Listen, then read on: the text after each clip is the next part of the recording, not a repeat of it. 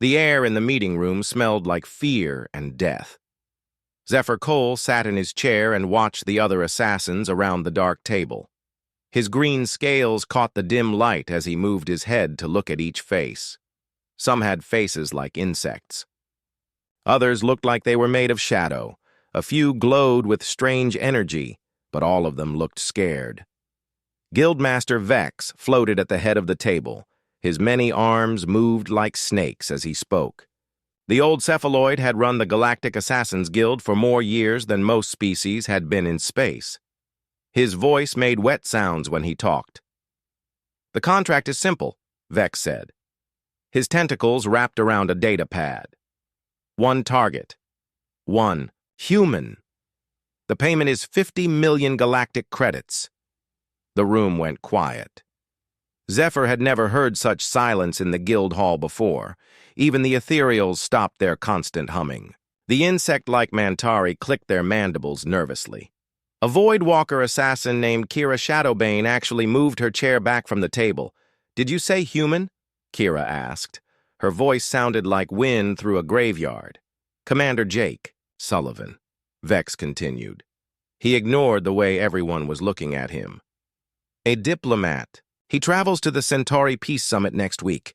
Minimal security, easy access. The client wants it to look like an accident." Zephyr watched the other assassins. In his 300 kills, he had never seen the guild react like this. These were beings who killed for sport. They hunted the most dangerous prey in the galaxy.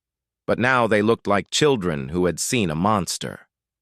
A Chronarian assassin named Brutus stood up. His armor made grinding sounds. "No," he said, "not a human contract. I would rather fight a solar dragon with my bare hands." "The payment," Vex started. "Keep your credits," said another assassin. This one was a shapeshifter called Morph. "I have seen what happens to those who take human jobs. They do not come back." Zephyr leaned forward. He was curious now. "What are you all afraid of? Humans are soft. They have no claws, no natural weapons. They die just like any other species." The room exploded with voices. Everyone started talking at once. Zephyr heard fragments of stories, tales of missing assassins, warnings about human revenge. Stories that sounded like myths. Kira held up her hand for silence. "Let me tell you about Razor Edge," she said. "Best assassin the Mantari ever produced. 3 years ago, he took a contract on a human scientist. Simple job. The human worked alone on a research station. No guards, no weapons. Razor Edge was supposed to make it look like an equipment failure." She paused and looked around the table. "Razor Edge sent his last message 6 hours after reaching the station. He said the job was done. He said he was coming home. That was 3 years ago. No one has seen him since. His ship was found drifting in space. Empty. No signs of struggle. No body. Just gone." Another assassin spoke up. This was a thermal named Heat Death. His body glowed red. "I knew Whisper Kill. Shadow. Assassin from the Umbral Collective. She took a human contract 2 years ago. Target was some human merchant on a trade route. Easy money," she said. "Her entire clan is gone now. All of them. 67 professional killers vanished in one night." More stories came out. Zephyr listened with growing interest. The ethereal called Phase Walker had disappeared after targeting. A human teacher. The famous Saurian assassin Venom Strike had taken a contract on a human engineer and was never seen again. Even group contracts had failed. Entire assassination cells had vanished when they went after human targets. "Coincidence," Zephyr said. "Or maybe they retired with their money." Old Vex made a gurgling sound that might have been laughter. "Show him the files," he told his assistant. A hologram appeared over the table. Numbers and charts filled the air. Zephyr read the data with his sharp eyes. In the past 50 years, the Guild had received over 200 contracts on human targets. The success rate was 0.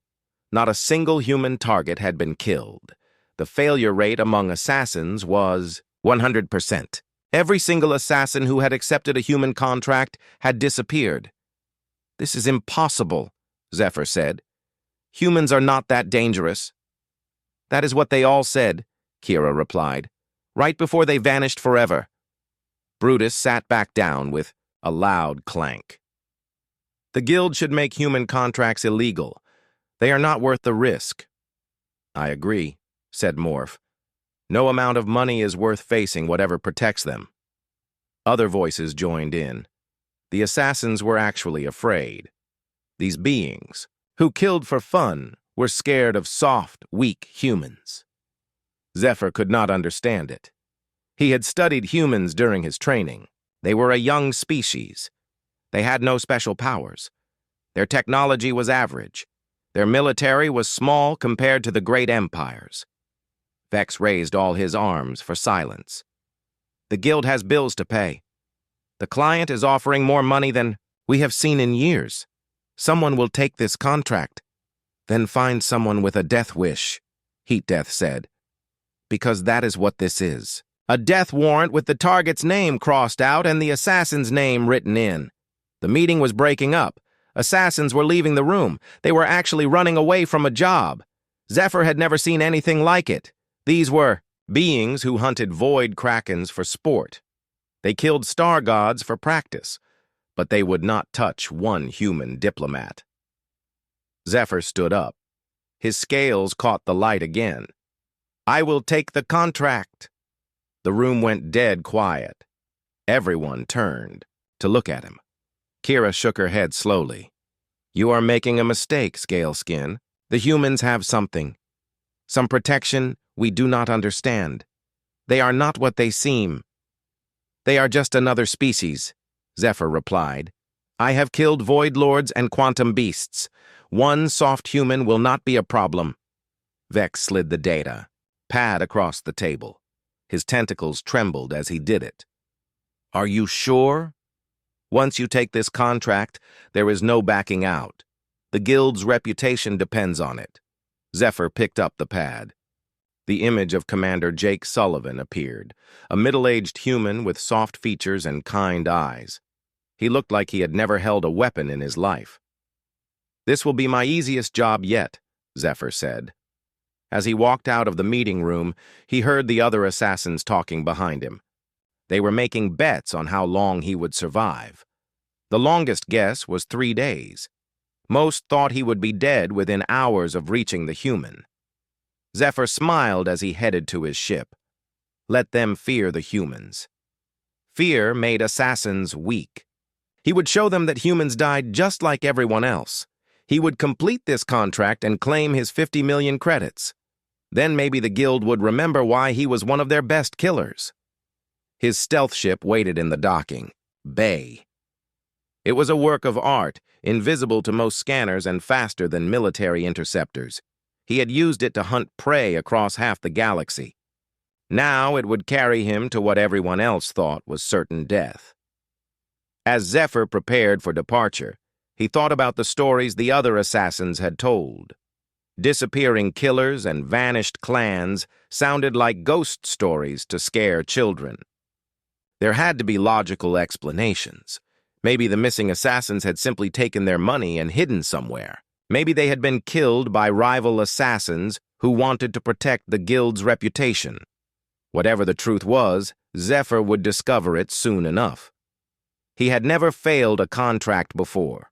He did not plan to start now, especially not because of some soft human diplomat who probably spent his days writing peace treaties and drinking tea. The ship lifted off from Nexus Station.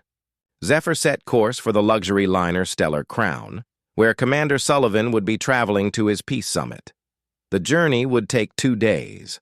That would give him plenty of time to plan the perfect assassination. By the end of the week, he would be 50 million credits richer, and the Guild would stop being afraid of humans. He had no idea that he was flying towards something that would change everything he thought he knew about the galaxy. The Stellar Crown was everything Zephyr had hoped for. The massive luxury liner carried over 10,000 passengers from dozens of species. The crowds and chaos would make his job easy. He could blend in, find his target, and disappear before anyone knew what had happened. Zephyr had spent the 2-day journey studying the ship's blueprints and passenger manifests. Commander Jake Sullivan was traveling in a first-class suite on Deck 7. His security detail consisted of only 2 humans, Agent Lisa Park and Agent Roy Chen. The records showed they were standard diplomatic protection, not military special forces. No cybernetic enhancements, no exotic weapons permits. They looked completely ordinary. The Saurian assassin smiled as he changed his appearance. His natural shape-shifting abilities let him look like almost any reptilian species. For this job, he chose to appear as a wealthy draconian merchant. His scales shifted to deep blue and his height increased by several inches. Expensive clothing completed the disguise. Getting aboard the ship had been simple. Zephyr's false identity had passed every security check. The Stellar Crown's crew were more interested in keeping passengers happy than watching for threats. He rented a suite on Deck 6, 1 floor below his target, and began his surveillance. The first day of observation puzzled him. Commander Sullivan followed a predictable routine. He ate breakfast in the main dining hall at exactly 8 in the morning. He spent his mornings reading in the observation lounge.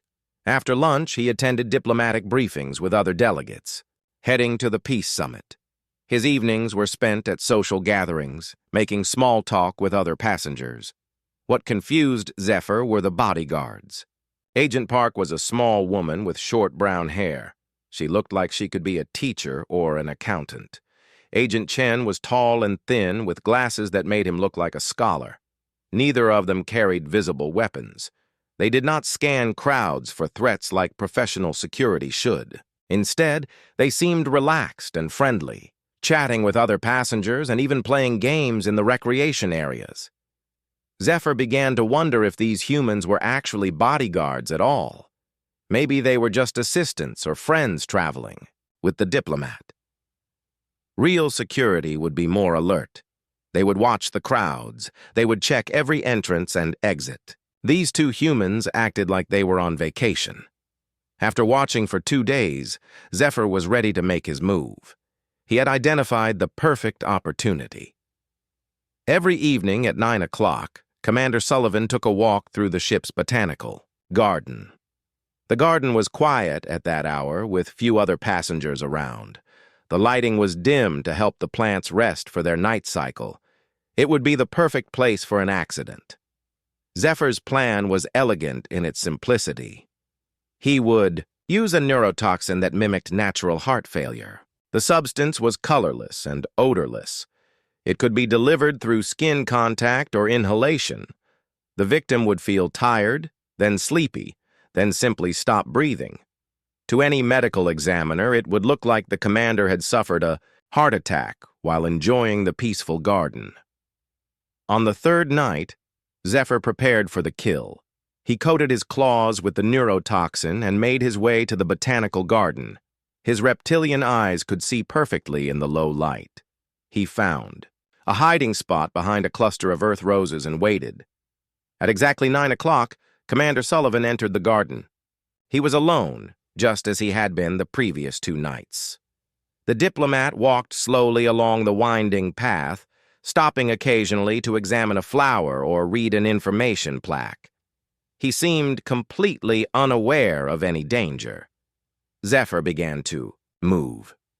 His training made him silent as death itself. His scales shifted color to match the shadows.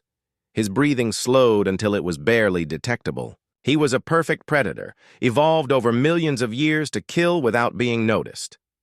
The commander stopped next to a fountain in the center of the garden. He stood with his back to Zephyr's position. The range was perfect. The assassin could cover the distance in 3 seconds. One touch with his poisoned claws, and the job would be done. Zephyr launched himself forward. His muscles coiled and released like springs. His claws extended, dripping with deadly toxin. Everything was perfect. Everything was going according to plan. Then something impossible happened. Without turning around, Commander Sullivan stepped slightly to his left. It was a small movement, barely noticeable. but it put him just out of reach of Zephyr's claws. The assassin's momentum carried him past his target. He hit the ground and rolled, trying to recover his balance. "Good evening, Mr. Cole," Commander Sullivan said calmly. He still had not turned around. "I was wondering when you would make your move." Zephyr froze. The human knew his real name. The human knew he was there. But that was impossible. Zephyr's stealth abilities had never been detected before. He had been completely silent and invisible. "I think there has been some mistake," Zephyr said, falling back on his cover identity. "I am Merchant Drax of the—" "You are Zephyr Cole of the Assassin's Guild," Sullivan interrupted. He finally turned around. His kind eyes looked sad. "You were hired to kill me. The payment was 50 million credits. Your employers want it to look like a heart attack." The saurian assassin felt something he had not experienced in decades. Fear. This soft human diplomat somehow knew everything. Details that should have been known only to the guild and the client. Information that was supposed to be completely secret. "How?" Zephyr whispered. "Agent Park is behind you," Sullivan said instead of answering. "Agent Chen is blocking the exit. I suggest you do not try to run." Zephyr spun around. Agent Park was indeed standing behind him, but she still looked completely harmless. She wore a simple blue dress and comfortable shoes. Her hands were empty. She was smiling like she was greeting an old friend. "Hello, Zephyr," she said in a cheerful voice. "We have been waiting for you to arrive. The guild told us you were coming."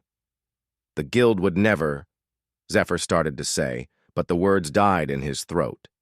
If these humans somehow knew about his mission, then they might know other things, too. Things about the guild's operations, things about their security measures. Agent Chen appeared at the garden's entrance. He was eating what looked like a sandwich. "Sorry I am late," he said around a mouthful of food. "The kitchen was just putting out fresh pastries. Did I miss anything exciting?" Zephyr looked from one human to the other.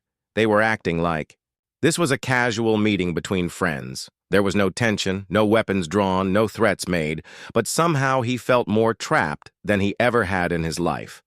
"You cannot know about my mission," he said desperately. "Guild communications are quantum encrypted. Our clients are anonymous. Our methods are—" "You used the nightshade neurotoxin," Agent Park said, still smiling. "Applied to your claws about 20 minutes ago. Effective range of skin contact within 6 inches. Symptoms begin in 30 seconds and progress to death within 4 minutes. Would you like me to continue?" Zephyr stared at her. She had just described his exact method in perfect detail. Information that should have been impossible for her to know. The toxin was rare and difficult to obtain. Its effects were known to only a few dozen beings in the galaxy. "Agent Park is our mission specialist," Commander Sullivan explained. "She knows quite a lot about assassination techniques. Agent Chen handles communications and intelligence. Between the two of them, they have prevented over 40 attempts on my life." 42, Agent Chen corrected. 43 if we count the ethereal who tried to phase kill you during the trade negotiations. "Right, 43. Sullivan nodded. "The point is, Mr. Cole, that you are not the first assassin to accept a contract on my life. You are simply the latest in a long line of very skilled killers who discovered that humans are harder to eliminate than they appear." Zephyr felt his worldview cracking apart. These humans were not supposed to be this knowledgeable. They were not supposed to be this prepared. Earth was a minor world with basic technology. Humans were weak and soft. Everyone in the galaxy knew this. "What happened to the others?" he asked. The three humans exchanged a look. Agent Park's smile faded slightly. Agent Chen stopped eating his sandwich. Commander Sullivan's kind expression became sad again. "That is a longer conversation," Sullivan said. "But I can tell you that some of them learned to see things differently. Others chose not to adapt to new information. The galaxy is changing, Mr. Cole. Perhaps it is time the Assassin's Guild changed with it." Zephyr tried to process what he was hearing.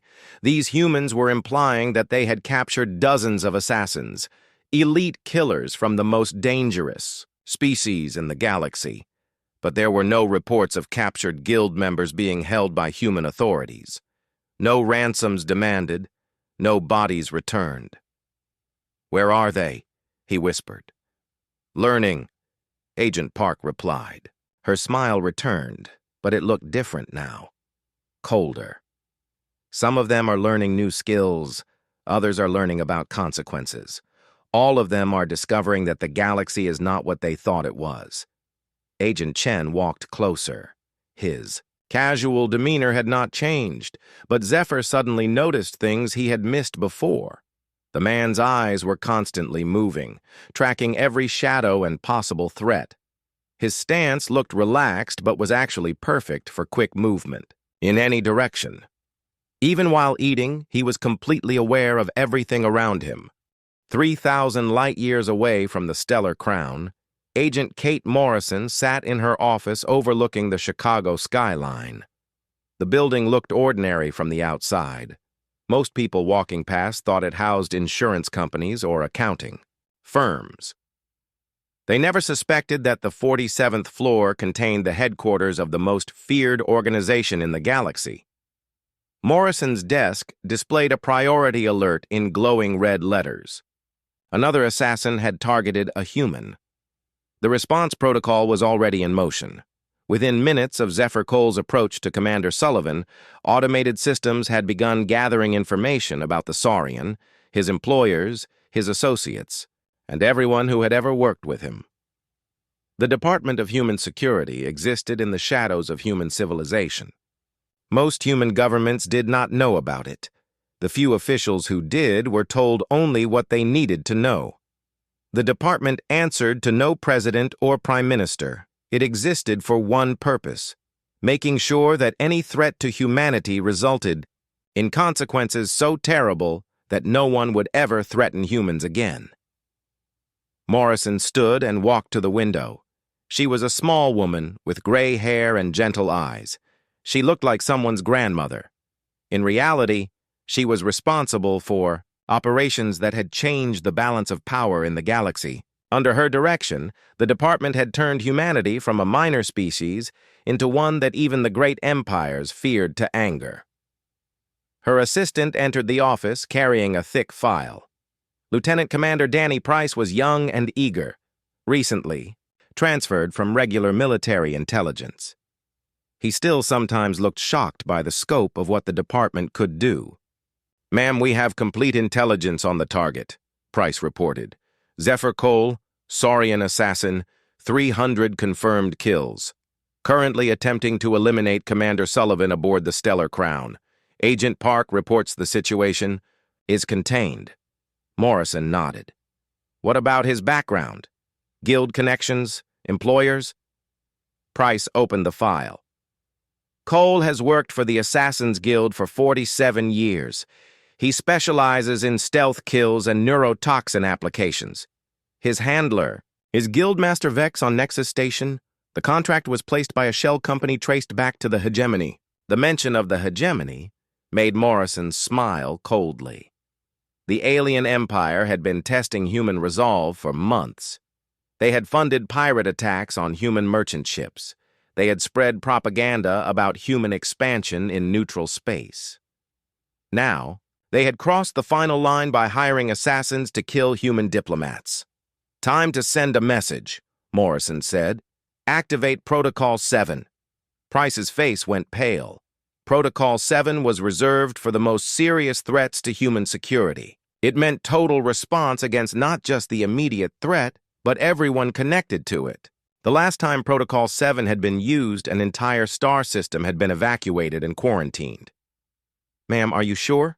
Price asked. "Protocol 7 will expose some of our capabilities. Other species will know we have been watching them." "Good," Morrison replied. "Fear works best when people understand exactly what they should be afraid of.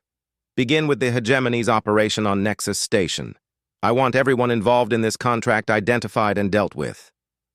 Within hours, the department's vast intelligence network began moving. Human agents who had spent years building cover identities on alien worlds suddenly became active. Deep space monitoring stations that other species thought were scientific. Outposts revealed their true purpose. Quantum communication networks that appeared to be commercial services showed their military applications. The galaxy had never realized how thoroughly humans had infiltrated every aspect of interstellar civilization. Human traders were intelligence gatherers. Human scientists were technology analysts. Human diplomats were strategic planners. Even human tourists carried sophisticated surveillance equipment. On Nexus Station, Guildmaster Vex was reviewing the files of missing assassins when his private office door exploded inward. 3 figures in dark suits walked through the smoke. They moved with the casual confidence of people who owned everything they could see. "Guildmaster Vex," the lead figure said. Her voice was pleasant and professional. "I am Agent Sarah Davis, of the Department of Human Security. We need to discuss your organization's employment practices." Vex's tentacles writhed in panic. His office was supposed to be impregnable. The station's security systems were military-grade. His personal guards were the deadliest killers money could buy. But none of that had stopped these 3 humans from walking in like they owned the place. "How did you get past my defenses?" Vex demanded. Agent Davis smiled.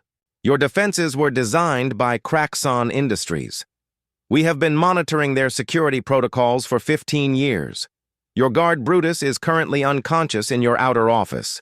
The neurotoxin will wear off in a few hours. Your computer systems have been compromised since last Tuesday." She pulled out a data pad and showed him a list of names. "These are assassins from your guild who have accepted contracts on human targets in the past 5 years. Would you like to know what happened to them?" Vex stared at the list. These were some of his best killers, elite assassins who had vanished without explanation. The guild had assumed they were dead or had retired quietly. "They are missing," he said weakly. "They are learning," Agent Davis corrected. "Some of them are discovering new career paths. Others are providing valuable information about galactic criminal networks.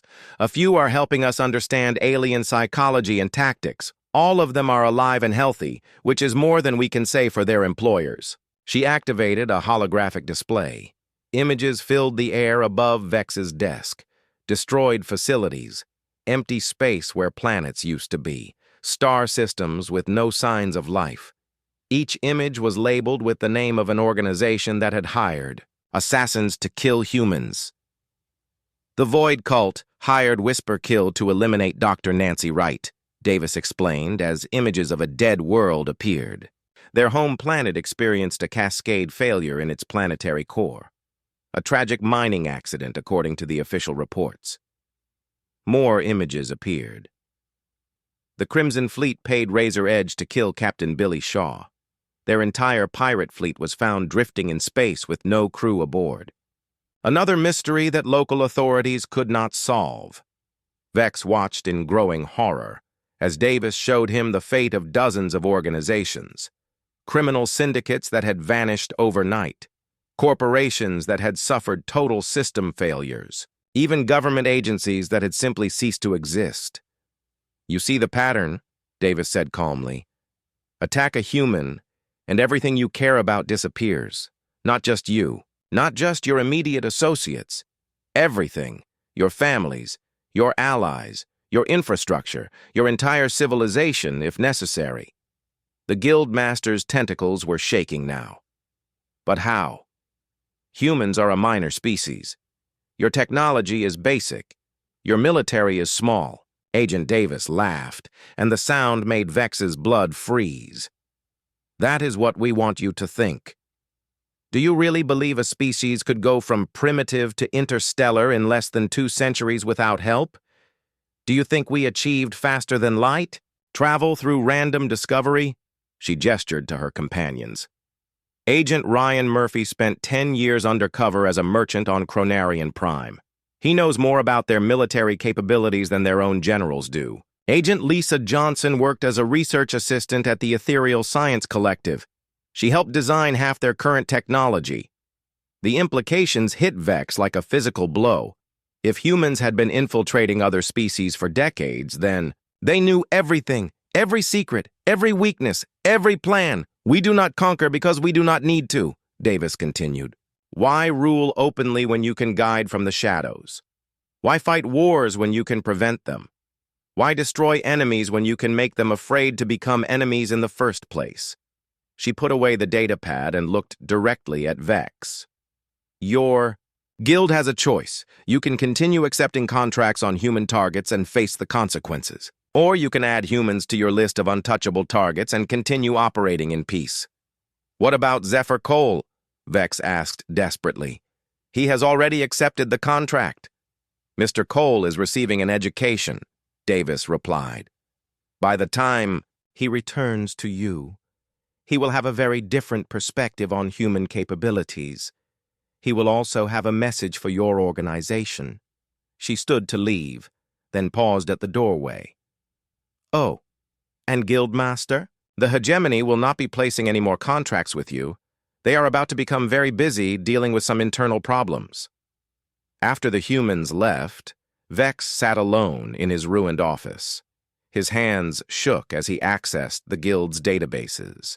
43 assassins had accepted human contracts in the past 5 years. 43 of his best killers had vanished without a trace. He had assumed they were dead or retired. Now he understood the truth. The humans had been collecting his assassins like specimens, studying them, learning from them, using them to understand how the galactic underworld operated. For the first time in his long life, Guildmaster Vex felt truly afraid. The humans had been playing a game that no one else had realized was happening. They had turned the entire galaxy into their laboratory and every other species into their test subjects. He reached for his communication console with trembling tentacles. It was time to update the guild's charter, time to add a new rule that would keep his organization alive. Zephyr's escape pod drifted through space like a broken toy. His stealth ship was gone, destroyed in what the humans had politely called a navigation malfunction. The Saurian assassin had managed to reach the escape systems just before his vessel had torn itself apart from the inside. Every circuit had failed at the same time. Every backup system had stopped working in perfect sequence. It was as if the ship had simply decided to die. The pod's emergency beacon was broadcasting on all frequencies, but Zephyr was not expecting rescue from the humans. He was hoping that someone else would find him first. Anyone else. The 3 days he had spent as their prisoner aboard the Stellar Crown had shown him things that made his scales itch with fear. When the hegemony battlecruiser Dominator appeared on his sensors, Zephyr felt relief for the first time in days. The massive ship was a fortress in space, bristling with weapons and shields. If anywhere in the galaxy was safe from human reach, it would be a hegemony military vessel in the heart of their territory. The cruiser's tractor beam pulled his pod into the docking bay. Armored Chronarian soldiers escorted him through corridors lined with battle honors and victory banners. These were warriors who had conquered entire star systems. They feared nothing in the known galaxy. That confidence lasted until Zephyr reached the command deck. Lord Commander Drex stood nearly 8 feet tall in his ceremonial armor. His face was scarred from a dozen battles. His voice could shake bulkheads when he roared orders. But when he looked at Zephyr, his eyes showed something. The assassin had never expected to see in a hegemony commander. Worry. "You failed to kill the human," Drex stated. It was not a question. "The humans knew I was coming," Zephyr replied. "They knew everything. My methods, my weapons, even my real name." Drex turned to stare out at the stars through the command deck's main viewport. Behind him, his officers worked at their stations with nervous energy. The bridge crew kept glancing at their commander and whispering among themselves. "We have been monitoring human activities for months," Drex said finally. "Their expansion into neutral territories threatens our sovereignty. Their ideals about Individual rights and democratic governance undermine our authority over subject worlds. We hired your guild to eliminate key diplomats and slow their influence. The Lord Commander activated a holographic display showing the current state of hegemony space. Red zones marked areas where human ideas had taken root. Yellow zones showed worlds considering independence. Green zones indicated systems still under complete hegemony control. The amount of green was shrinking. Every world that adopts human concepts becomes harder to govern, Drex continued. Our subject species start demanding representation. They question orders. They expect explanations for policies. They act like they deserve the same rights as their rulers. Zephyr studied the tactical display. What does this have to do with my mission? Your mission was part of a larger plan, Drex explained.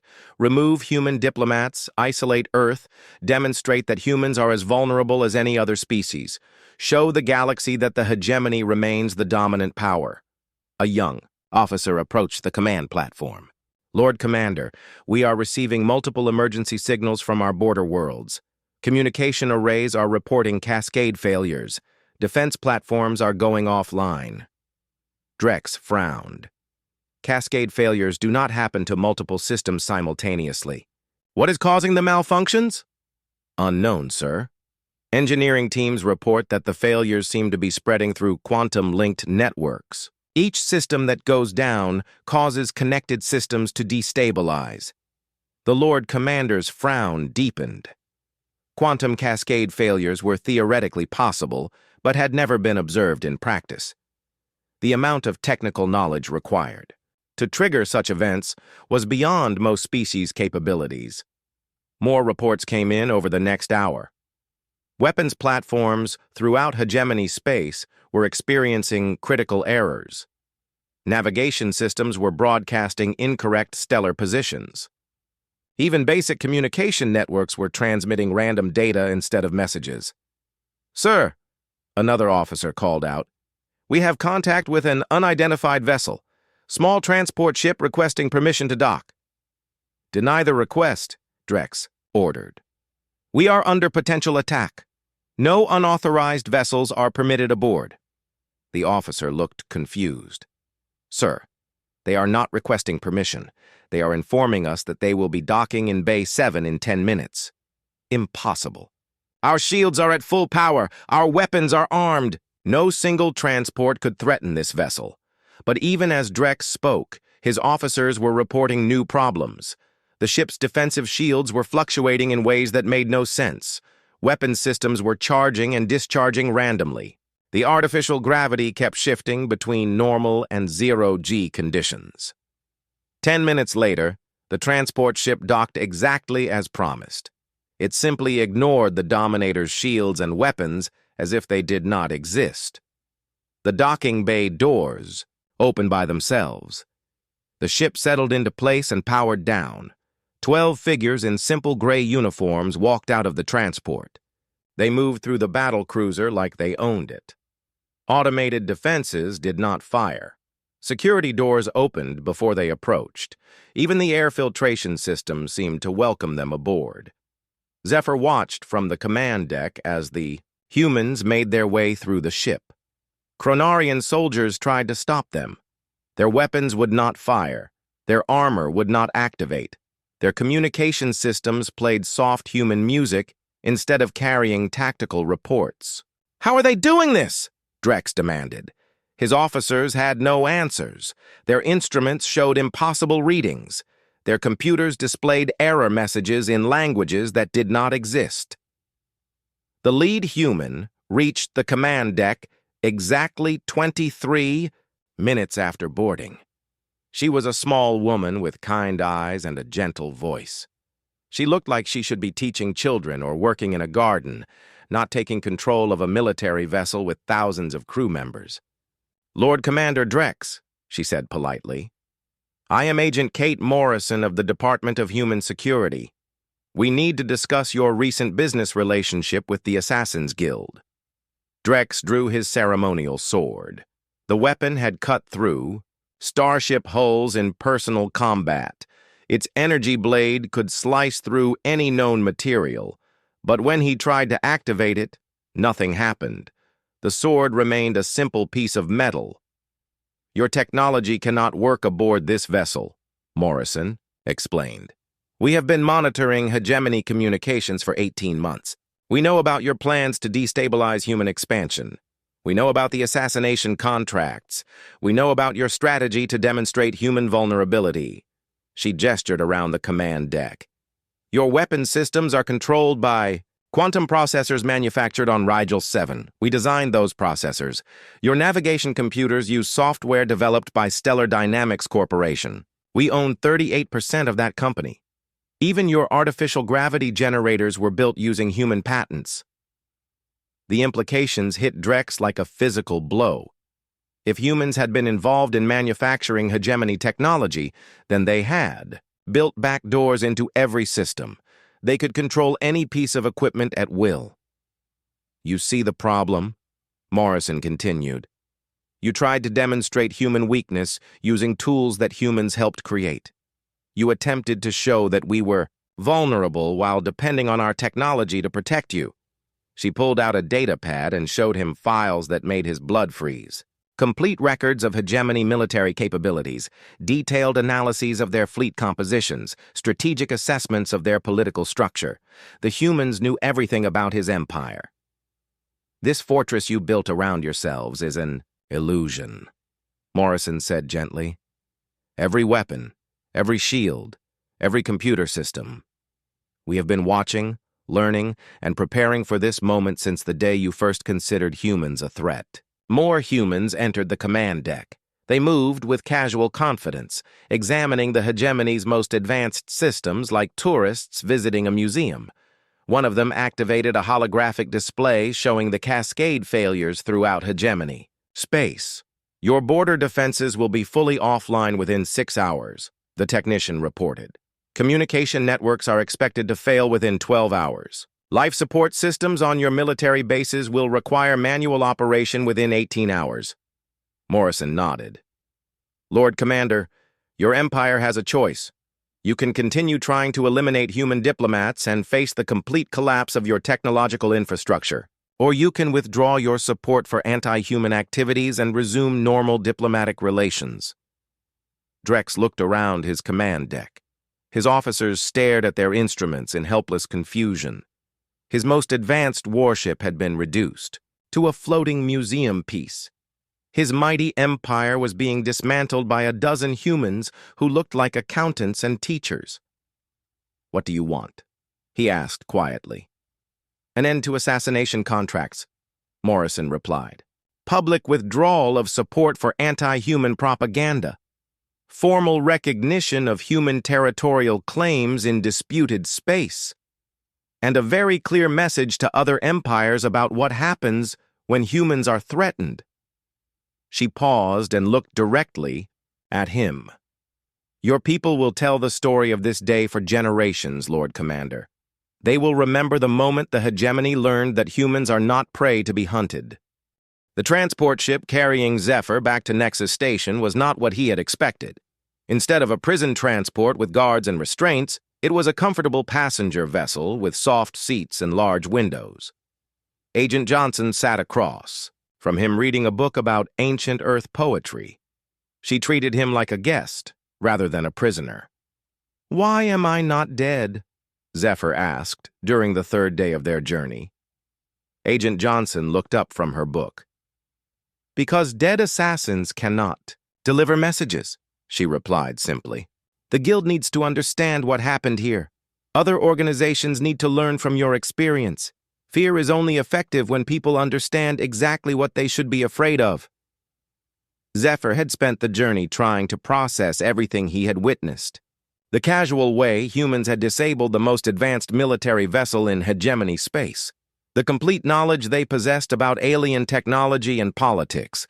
The vast network of agents and resources that operated in perfect secrecy. "How long have you been watching us?" he asked. "Since before you knew we existed," Johnson answered.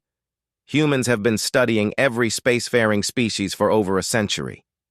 We learned your languages, your cultures, your technologies, your weaknesses. We prepared for every possible threat before we ever left our solar system.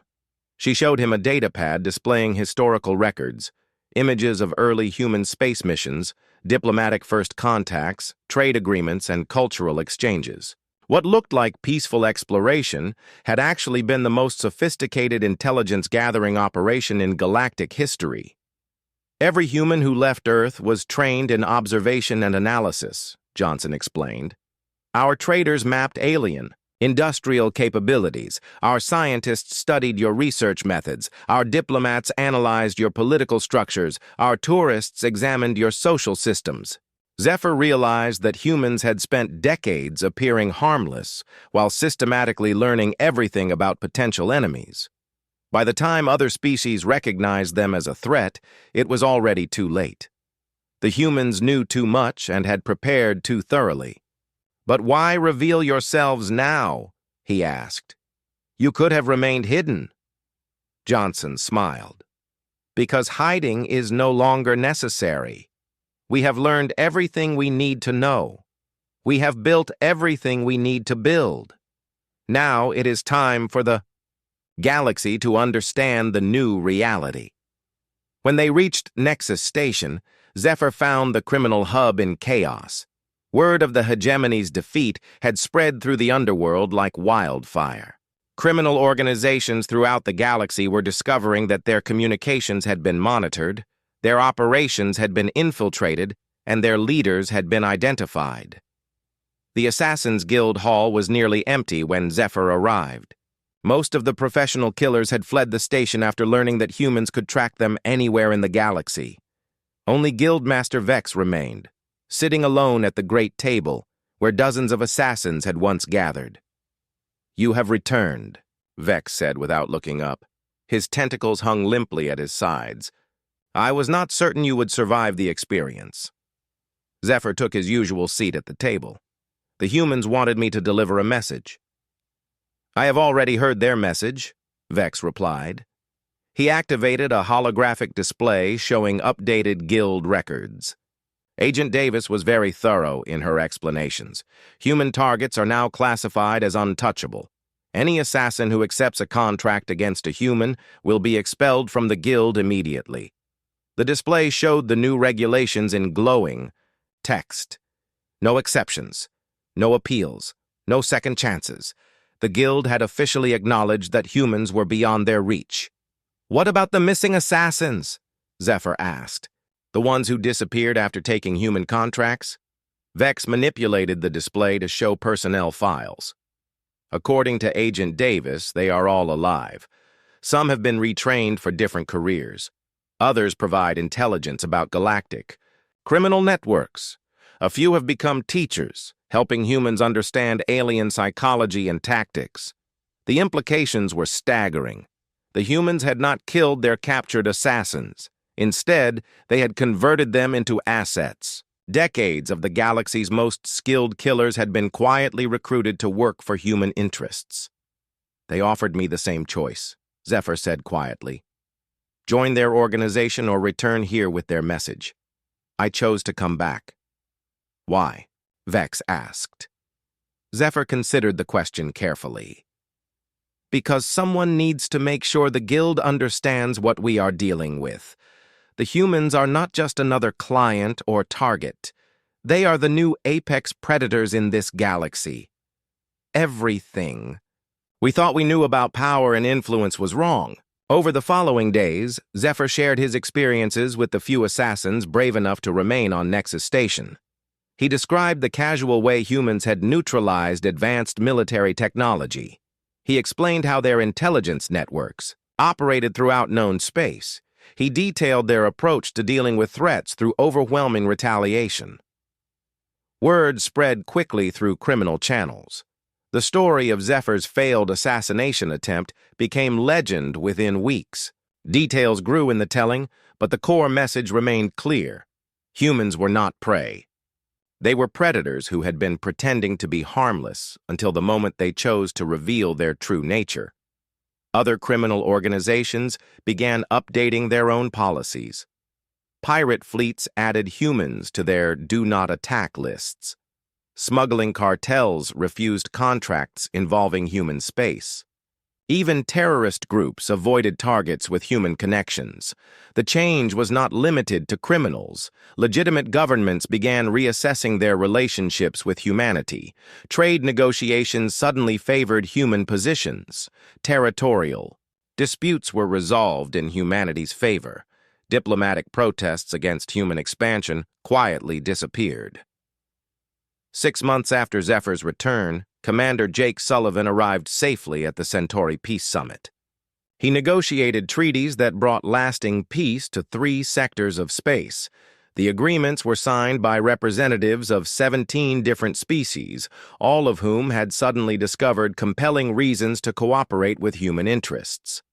Sullivan conducted his negotiations without visible security, traveling freely among beings who had once considered humans easy targets. But everyone at the summit understood the invisible protection that surrounded him. They had all heard the stories. They all knew what happened to those who threatened humans. The commander's success at the Peace Summit was not due to superior diplomatic skills or generous trade offers. It was based on a simple understanding that had spread throughout the galaxy. Humans were no longer asking for peace. They were in a position to demand it. Back on Nexus Station, Guildmaster Vex made the final updates to the organization's charter. The new rules were carved into the station's central monument, visible to every visitor and member. Written in dozens of languages, the message was simple and clear: no contracts against humans, no exceptions, no negotiations, no second chances. But the most important addition was the explanation that followed. Humanity has demonstrated that they possess capabilities beyond our understanding and resources beyond our imagination. Any attempt to harm a human results in consequences that extend far beyond the immediate target. The Assassin's Guild values the continued existence of its members and operations. Therefore, humans are classified as untouchable and will remain so permanently. Zephyr read the new charter with satisfaction. The Guild had learned its lesson. The galaxy had received its warning. The age of treating humans as helpless prey was over. As he prepared to leave Nexus Station for the last time, Zephyr reflected on how much had changed. The criminal underworld that had once seen humans as easy targets now whispered their names with fearful respect. The empires that had planned to eliminate human influence now competed for human approval. The species that had considered humanity weak and primitive now understood that they had been watching apex predators who simply preferred not to show their claws. The message had echoed across the galaxy and been received by every government, organization, and individual who might have once considered humans a threat. It was a simple message, delivered through demonstration rather than words. Humans were no longer the new species learning to survive in a dangerous galaxy. They were the reason the galaxy had become dangerous for everyone else. And anyone who forgot that lesson would discover that some mistakes could not be survived. The age of human vulnerability was over. The age of human dominance had begun.